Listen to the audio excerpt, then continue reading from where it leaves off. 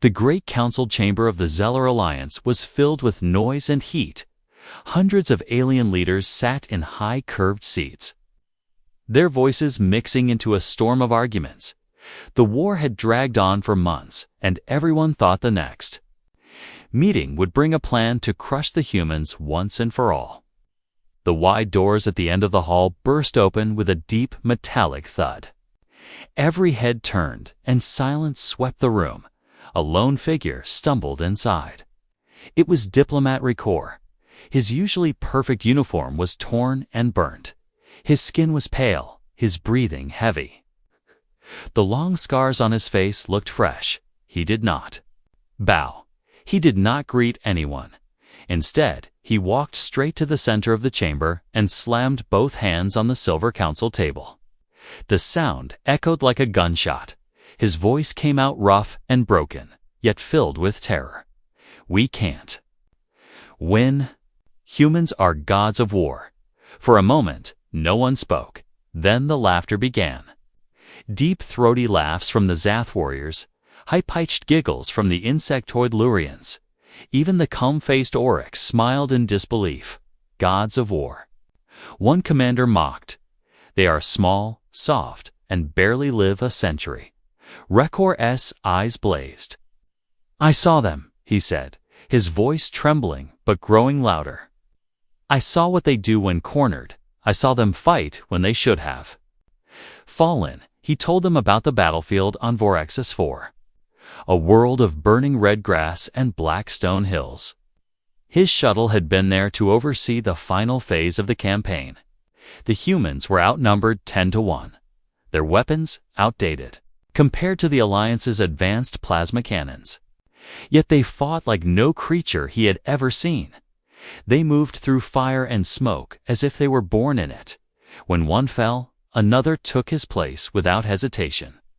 They used the terrain like it was an extra weapon, rolling boulders onto, heavy tanks, vanishing into dust storms, striking from impossible angles. "They do not break," Rukor said, his hands tightening on the table. "They adapt. They change their tactics faster than we can report them. And they protect each other, even in the middle of death." Some council members looked uneasy now, but others still smirked. "Bravery does not win wars," one general said. "Technology does." Rokor's voice sharpened. "Then explain why your elite division was destroyed in 3 days. Explain why our sky fleet over Vorexus is gone." He pointed at the large glass wall showing the war maps. The human front lines had not only held, they had pushed forward. The chamber grew tense. The laughter faded. Leaders leaned forward. The air felt heavy. Raycor took a slow breath and lowered his voice. "You think of them as prey. They are predators." He spoke of a single human squad that had cut through 3 fortified positions in one night, using nothing but stolen weapons and traps they made from scrap metal. He described the human leader, a woman named Captain Reyes, who walked through explosions without flinching. Her orders clear and calm while chaos roared around her. "They are not like us," Rekor whispered. "When they fight, it is not only for victory, it is for survival, and survival makes them unstoppable." Suddenly, the floor trembled. At first it was faint, like a distant earthquake. The council members turned to each other in confusion. Then the sound came, a deep, rolling thunder that did not belong to weather. The great glass windows behind the council table shook. A low hum began to rise. Raycor's eyes widened. He turned toward the sound, and his voice dropped to a fearful whisper. "They're here." An alarm blared through the chamber. The war map flickered. Red signals lit up across the capital's outer defense ring. Human ships had entered orbit. Panic spread instantly. Some leaders shouted for evacuation, others screamed for weapons to be armed.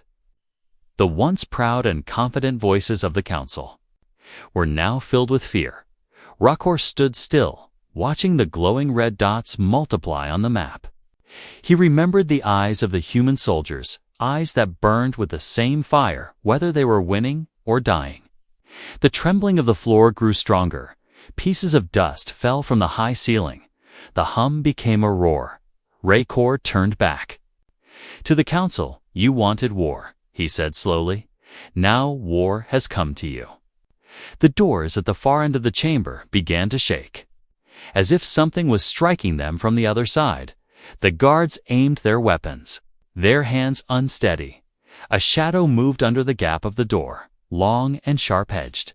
Then another Rakor's voice, barely more than a breath, carried across the silent room, "Pray to your gods, because theirs are already walking among us." The chamber lights flickered. The massive doors groaned, and with a deafening crash, they began to open. The stars shone cold and distant over the bustling trade world of Erythea, a place where countless alien species mingled beneath towering crystal spires and glowing marketplaces. Diplomat Raykor stepped cautiously from his ship into the crowded docking bay, his mind heavy with the memory of the battlefields behind him. Today was not a day for war, but a day for meeting the humans face to face to understand the race. They feared so much.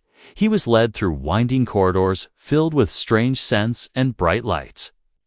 His escort, a human named Captain Reyes, walked beside him with steady confidence. Her dark eyes calm but alert. She did not speak much, but her presence was commanding. Unlike any leader Raykor had ever seen, at the Grand Hall, representatives from many human factions gathered. Their voices low but filled with determination. Raykor studied them carefully. They appeared ordinary, two-legged, soft-skinned, and vulnerable, but there was an unspoken strength in their eyes, a quiet certainty that unsettled him. The humans welcomed the diplomats with cautious respect, offering food and drink that smelled unfamiliar. Raykor tried to focus on the conversation, but his thoughts drifted to the battlefields where these people had fought like demons. Refusing to die or surrender, Captain Reyes spoke finally, her voice clear and steady. "We do not seek war with your peoples," she said, "but we will defend ourselves if forced." Raykor nodded, though doubt filled his heart. "Your courage is known to us," he replied, "but how do you hold such hope against a galaxy that fears your power?" Reyes smiled faintly. "Because hope is all we have," she said simply. "And we are not just fighters. We are survivors, friends, and protectors." Raykor saw the truth in her words, but he also saw the iron will beneath the part of humans that never stopped pushing forward, even when everything was against them. Later, he was taken to observe a human training ground, where soldiers moved with a strange mix of grace and raw power. Their drills sharp and fast. They worked together like a single organism, each protecting the other, learning quickly from every mistake. One human soldier caught his eye, a young man practicing with old-fashioned weapons. Yet his skill was unmatched. His eyes burned with fierce determination, as if he knew something no one else did. Raykor thought about how this race, so fragile in appearance, could stand toe-to-toe with the strongest armies in the galaxy. And even when he remembered the story Captain Reyes told him about a negotiation with a hostile alien clan, where a single human walked calmly into a room full of armed enemies and convinced them to stand down, not by threats, but by understanding and respect. Humans are strange, Raykor admitted quietly to himself. They are both gentle and deadly, kind and fierce, hopeful and unforgiving. As he prepared to leave Erythea, he realized that the humans were unlike anything the galaxy had faced before. They were unpredictable, and that made them dangerous. The humans had survived wars that should have ended them, adapted to every environment, and built bonds with species others had forgotten. Raykor could only wonder what made them so strong, what fire burned inside their hearts that no enemy could extinguish. And as his ship lifted off, he knew the war was far from over. It was only just beginning, and the galaxy's fate would depend on understanding these gods of war. Would they be the galaxy's destruction or its salvation? Only time would tell. The vast plains of Corsia stretched beneath a blood-red sky, jagged rocks casting long shadows over the cracked earth. Thousands of alien soldiers gathered in tight formations, their armor glinting under the harsh light, confident and ready. They believed victory was certain against the human forces scattered beyond the horizon. Diplomat Rakor stood atop a high observation platform, his heart heavy as he watched the massive war machine prepare to crush what they called the fragile human resistance. The fleet of plasma tanks rolled forward with precision. Aircraft buzzed overhead like angry insects, and artillery blasted.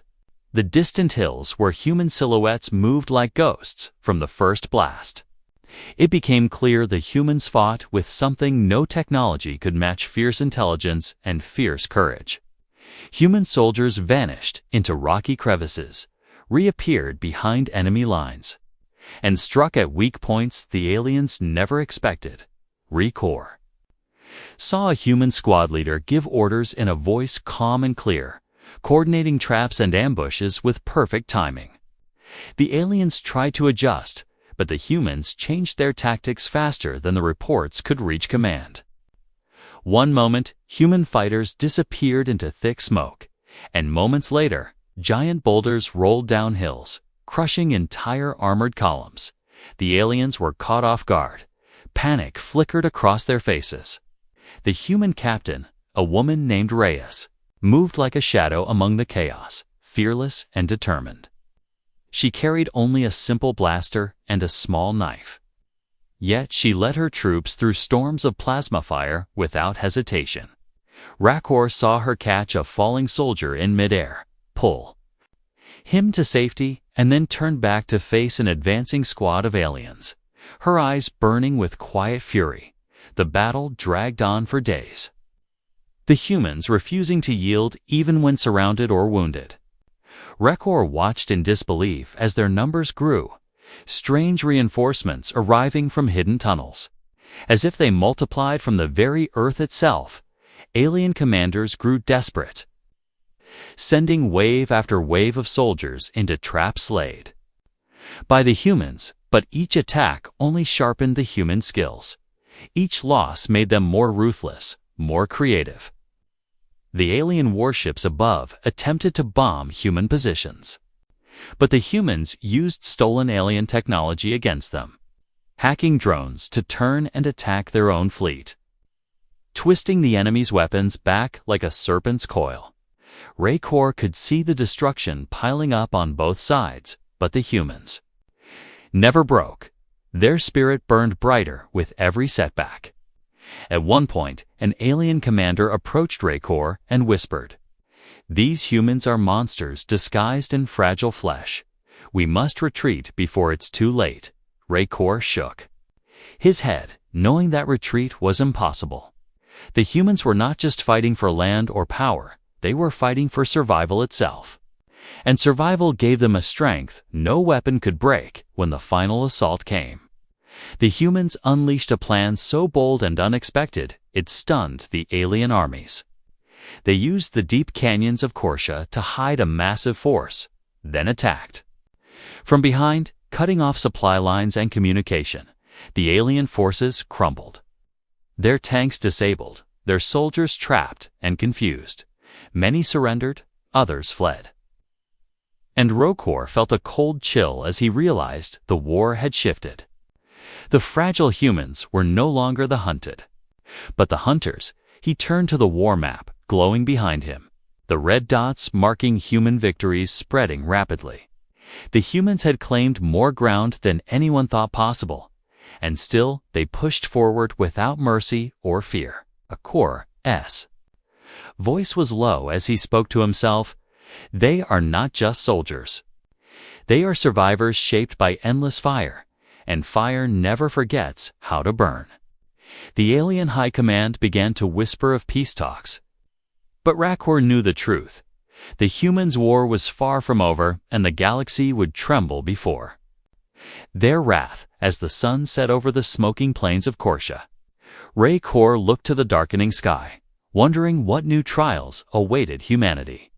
And if anyone could stand against gods of war, The battle was lost, but the war was only beginning. And the true power of the humans was yet to be revealed.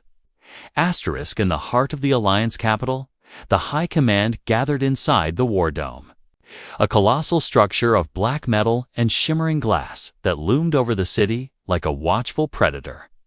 The air inside was thick with tension, the walls alive with glowing tactical maps showing the galaxy's front lines, red marks spreading.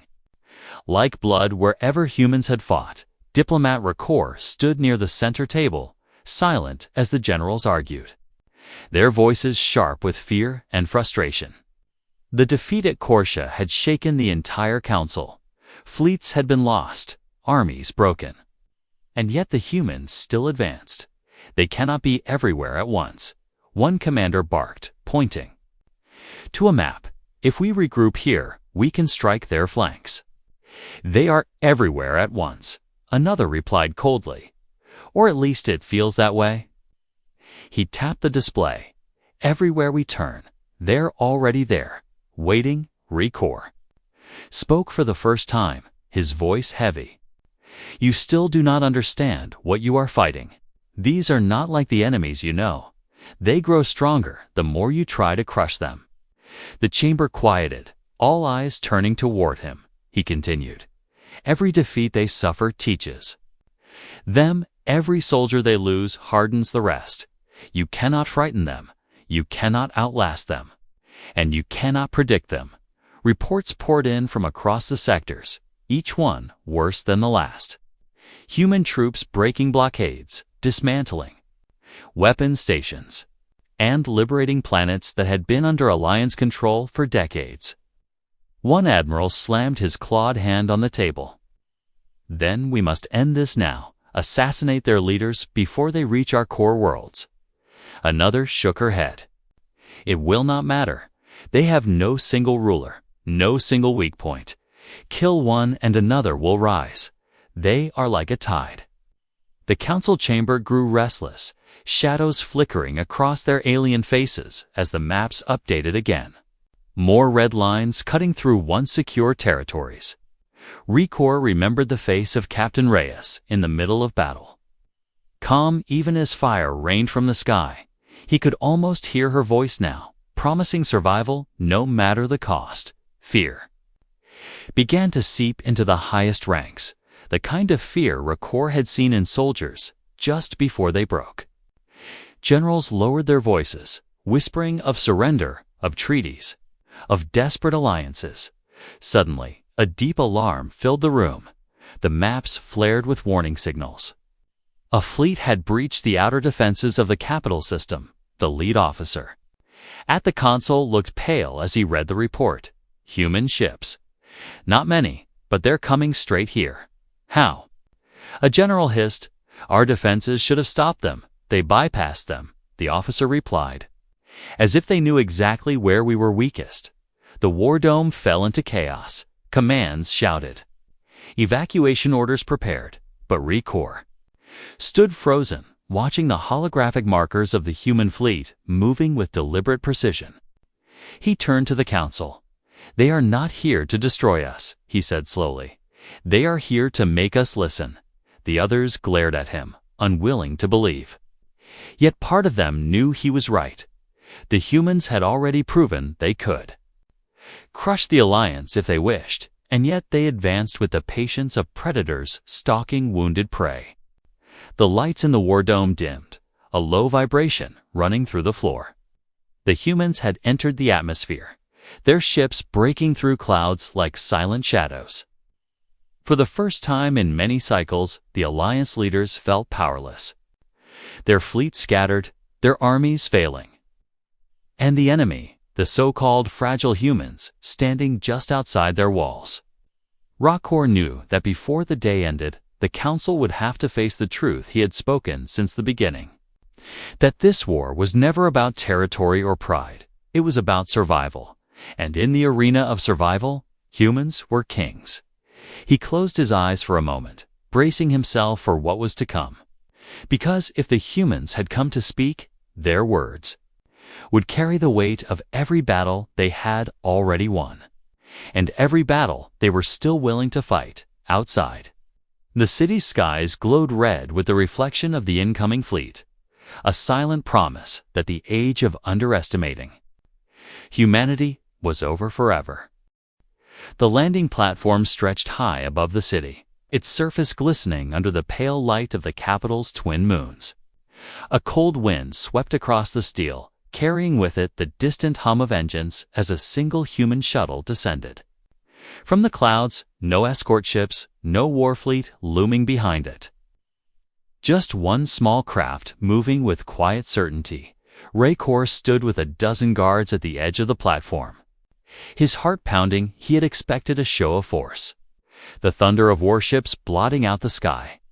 Instead, the humans had come like a shadow slipping into a guarded room. The shuttle's landing gear touched down with a soft hiss. The hatch opened, and a single human stepped out. He was tall, but not imposing in the way alien warriors often were. No heavy armor, no obvious weapons. His uniform was simple, dark, and clean. His eyes scanned the scene with calm precision. There was no fear in them, only a kind of quiet authority that seemed to weigh more than any weapon. The guards tightened their grips on their rifles, but the human did not flinch. He walked forward, slowly, stopping only a few paces from Raykor. The silence between them was sharp, the city's distant noises fading under the tension. "I am Commander Alias Ward of the Terran Accord," the human said evenly. "I come to speak, not to fight." Raykor studied him, trying to see any hint of weakness, but Ward's gaze held steady, and his voice carried the weight of someone who had walked through fire and come out the other side unburned. "You enter our capital after destroying our armies and fleets," Raykor said. "Some here would call that arrogance." Ward shook his head. "Not arrogance, necessity. We have no desire to destroy your people, but if you come for us again, we will defend ourselves without mercy." The words were spoken without anger, without threat.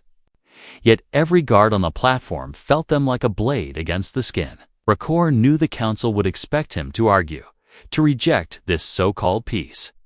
But something in the human's presence made that impossible. It was not just confidence.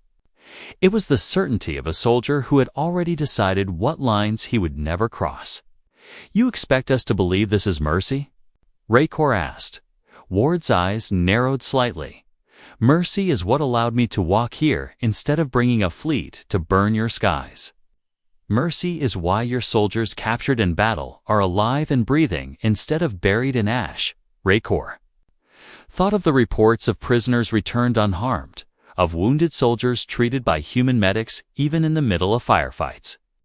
The wind grew colder, and for a moment neither spoke. The night air heavy with unspoken truths. Ward finally stepped closer, lowering his voice so only Raykor could hear. "We do not seek to rule you, but if we are forced to fight again, we'll end it so completely that no one will dare repeat your mistake." Raykor felt a chill that had nothing to do with the wind. The human commander turned and looked out at the city beyond, the lights of the skyline flickering in the distance. "You have a choice," Ward said. "Stand with us against what's coming, or stand in our way and be swept aside." Raykor frowned. "What's coming?" Ward's eyes shifted back to him, and for the first time, Raykor thought he saw something that might be fear in the human's face. "There are worse things in this galaxy than war between us," he said quietly, "and they're already moving." The wind howled across the landing pad, the words sinking deep into Raykor's thoughts. This meeting was no surrender, no empty gesture. It was a warning. And if the humans were afraid of something, then the galaxy had never faced it before. The guards looked uneasy as Ward stepped back toward his shuttle. "Tell your council my message," he said, "and tell them they have very little time." Without waiting for a response, the human commander boarded his craft. The engines ignited, and in moments, the shuttle was gone, swallowed by the night sky. Raykor stood alone on the platform long after the hum of the engines faded. The cold metal under his feet, now feeling like the edge of a cliff. One step forward meant alliance, one step back meant destruction, and the decision would change the fate of every world in the alliance. In that moment, Rakor understood something he had feared since the first battle. Humans were not the enemy the galaxy should dread most, but they might be the only ones capable of standing against it. The agreement for the trial was made in less than a day. No drawn-out negotiations, no debates in the War Dome, just a single condition from the humans if the Alliance wanted peace. They would have to prove they could stand beside humans in the most hostile place possible. 7 days of survival on a world where even the air itself could kill the unprepared. The planet chosen was Varkas 9, a barren sphere of jagged cliffs, acidic rain, and predators with teeth longer than a soldier's arm. Storms rolled across the horizon like black oceans in the sky, lightning striking so often the clouds glowed. No one in their right mind would step onto its surface without an army at their back. But that was the point. Rakor stood in the landing bay of the transport, the metallic smell of the air inside already heavy. Across from him stood Captain Reyes, her armor battered but functional. The human commander carried a single rifle slung casually over her shoulder and a short blade at her hip. She looked as if she had done this 100 times before. Around them, a mix of human and alien soldiers checked their gear, 6 from each side. 12 lives bound together by a fragile truce and an unspoken challenge. The door ramp lowered with a hiss. The smell of sulfur and burning metal swept in, and without hesitation, Reyes was the first to step out into the howling wind. The ground was sharp and uneven, every step sending shards of stone sliding into dark crevices. Rain hissed against their armor, the droplets eating away at exposed surfaces. One alien soldier cursed as his visor began to corrode, but Reyes was already moving toward a cluster of jagged rocks that offered some cover.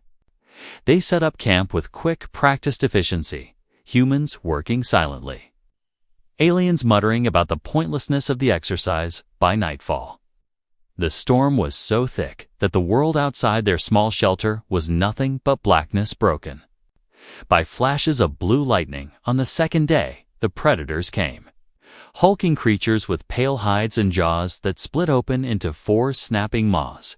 They moved through the rain without sound, their eyes glowing faintly in the dark. One lunged from the shadows, and before Rakor could react, Reyes was there, rolling under its massive body and driving her blade into the softer joint behind its foreleg. The rest of the team joined in, human and alien weapons firing in short bursts. The fight was over. In seconds, the predator lying still, steam rising from its wounds.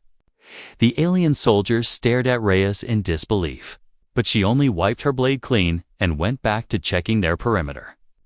By the 4th day, food supplies were low. The acid rain had damaged half their water purifiers, and one of the alien soldiers was badly injured after a rock slide. Rakor saw Reyes kneel beside him, tearing strips from her own undershirt to bind his wounds. No hesitation, no resentment, just action. That night, as they huddled together for warmth in the freezing wind, Rakor noticed something had changed. The aliens no longer avoided the humans. Their voices carried less hostility. One even laughed at a human's dry joke about the weather. It was a small sound, but in that place, it felt like the first crack in a wall. On the 6th day, a storm unlike any before swept across the cliffs. The shelter ripped apart by winds strong enough to tear metal from the ground.